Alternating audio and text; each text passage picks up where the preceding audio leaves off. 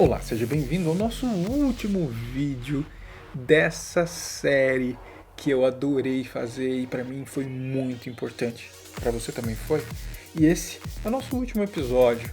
Mas, claro, né? Um ótimo episódio. Modéstia à parte, porque nem depende de mim, depende da resposta dos especialistas. Por isso que para mim foi ótimo ouvi-los. Vamos ver o que eles falaram.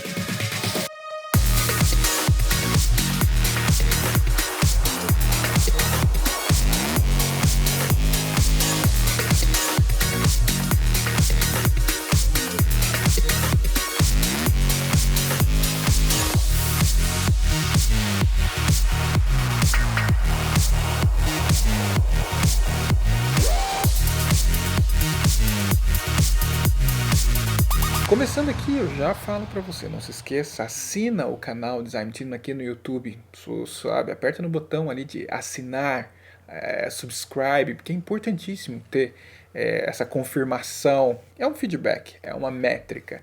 Dar like no vídeo também é uma métrica, então faça isso também, dá o likezinho ali no vídeo. E também, se não gostou, também dá dislike, porque também é importante ter essa métrica. E compartilhe esse conteúdo. E óbvio, não podia deixar de faltar no nosso último episódio. Nesse último episódio eu não ia deixar de falar de cases. Sim, eu adoro, você que acompanha eu aqui no canal, eu adoro trazer para uma visão prática, para a realidade. Me fala o que aconteceu, me dá evidências. Jéssica, Joy, Maria e Renato fizeram isso. Eu falei, ó, gente, preparem aí, eu quero ouvir cases das quais a questão de métricas, as questões numéricas, o dado foi fundamental para determinado produto, situação e etc. Né? A gente deixou anônimo aí as empresas e as situações, bom, por questões óbvias, mas assim, eles contaram seus causos para nós e eu acho que você vai adorar. Então, vamos ver como que toda essa sopa de coisas que tratamos nessa série realmente fazem a diferença, puderam fazer a diferença em alguns produtos que a gente tem por aí.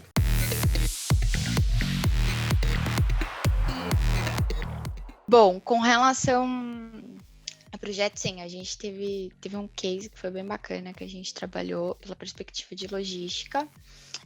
A gente estava tendo uma série de reclamações, né, com relação à entrega dos nossos produtos, e a gente não tinha um acompanhamento com relação ao tracking todo, né, do processo de logística para entrega.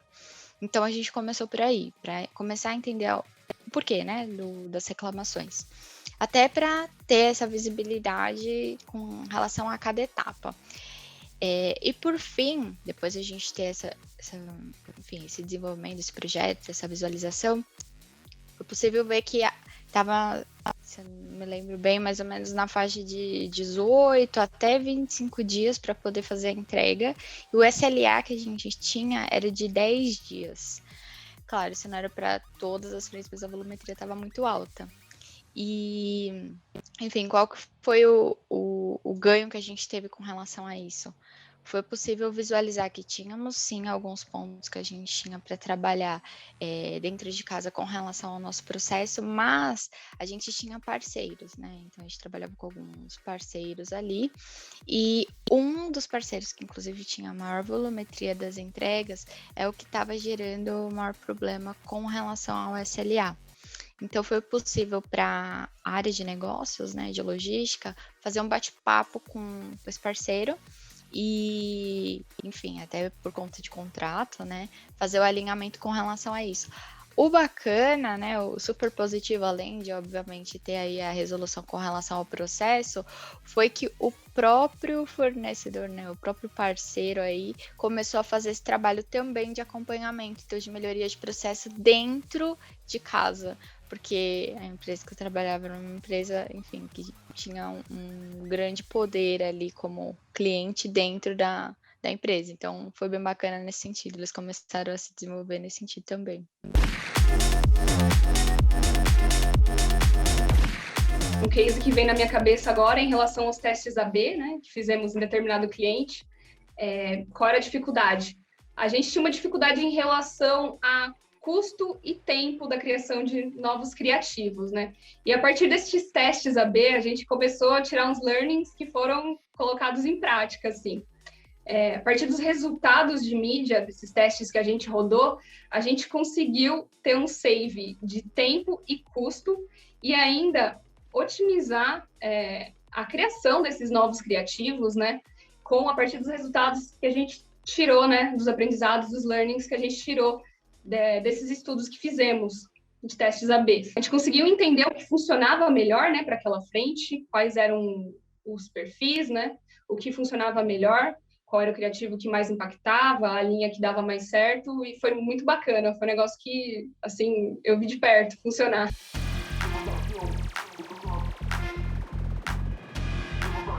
Cara, o minha última decisão de emprego, apesar que eu tava pendendo pro Nubank, mas a Everest me chamou para trabalhar com eles, e era a Everest faz parte de um grupo gigante, focado em dados, pá.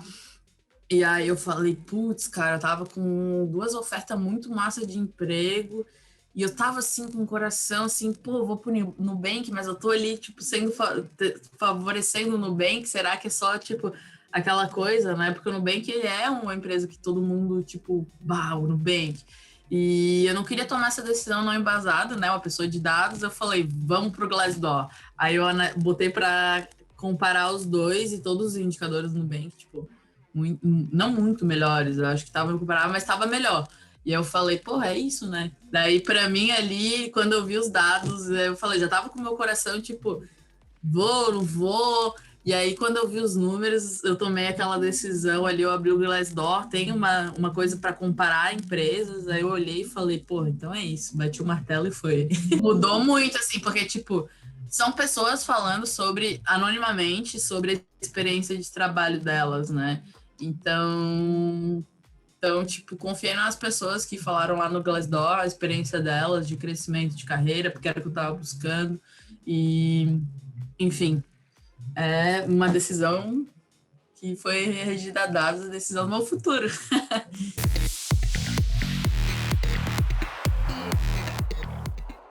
Eu acho que, assim, um caso que eu acho mais legal da minha carreira, que ele também foi um tanto simbólico para mim, apesar de que quando isso aconteceu eu ainda não estava trabalhando com usabilidade, quando eu trabalhei num projeto para a gente calcular a propensão de churn de um determinado produto que funcionava por assinaturas. Então, quando você contratava o produto, pagava a sua assinatura, tudo estava bem durante o período da assinatura, e quando chegava o momento da renovação, era um momento bastante decisivo. E aí a gente precisa colocar bastante esforço para convencer essa pessoa a fazer a renovação do serviço. E aí a gente fez um estudo para conseguir entender qual era a probabilidade de cada cliente fazer essa renovação. E a gente chegou em alguns resultados com um nível de precisão bastante bom, e que quando a gente começou a olhar o significado disso na prática, foi muito curioso ver os exercícios que a gente poderia fazer. Então, a gente conseguiu identificar grupos de pessoas que tinham uma probabilidade tão alta de assinar o serviço que a gente não precisava se esforçar em nada para essas pessoas fazerem isso. Se a gente não gastasse dinheiro nenhum para convencer essas pessoas a renovarem o serviço, ainda assim, 95% delas renovariam o serviço e a gente faria uma economia brutal de dinheiro só de não ter esse esforço. E aí, a gente poderia pegar esse mesmo dinheiro que a gente economizaria com esse grupo e a gente poderia colocar em esforço extra para conseguir convencer um grupo menos propenso a fazer essa renovação e ter mais sucesso com esse grupo. Então, com isso, a gente conseguiria movimentar os esforços de um grupo para o outro para conseguir ter uma rentabilidade muito melhor. E, ao mesmo tempo, a gente conseguia achar um outro grupo que tinha uma probabilidade tão baixa de renovar, que era melhor a gente simplesmente não se esforçar e aceitar que a gente não teria renovação desse grupo e economizar também um bom dinheiro. Então, simplesmente com esse tipo de esforço e sem contar que a gente tivesse muito ganho no remanejamento de dinheiro, a gente já conseguiria uma economia de milhões ali para conseguir, na forma que a gente aplica, onde a gente coloca mais esforço e menos esforço. E aí, isso trouxe para mim um pensamento ainda mais prático do que eu já tinha no meu dia a dia, de que públicos diferentes têm comportamentos diferentes. E muitas vezes a gente, eu ou você, a gente faz parte do público. E a gente acaba tratando todo mundo como uma coisa só, e essa uma coisa só geralmente somos nós mesmos. E a gente não é todo mundo.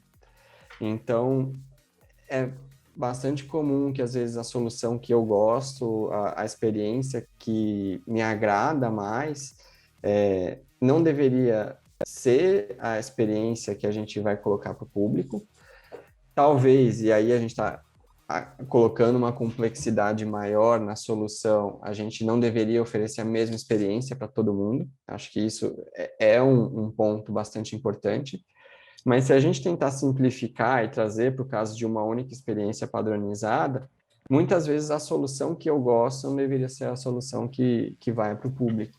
E isso é uma coisa que, ao longo da minha trajetória já dentro de usabilidade, eu vi algumas vezes a gente desenhar uma solução, eu não estar confortável com aquilo, não gostar da solução que a gente chegou, não acreditar muitas vezes naquilo, achar que aquilo não vai trazer um bom resultado, e quando vai para o ar, aquilo tem um sucesso, traz valor para a empresa, e eu preciso engolir a minha opinião, e comemorar o resultado, pelo menos, né? Mas o contrário também pode acontecer. Às vezes, uma solução que você acredita muito e não dá certo. Eu acho que esse é o tipo de exemplo prático que envolve dados e mudanças nas decisões que acho que é mais legal de mencionar.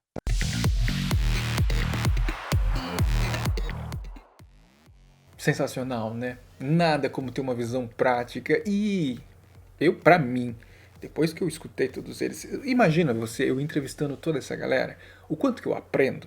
Faz isso também, começa a chamar essa galera para bater um papo, porque faz uma diferença.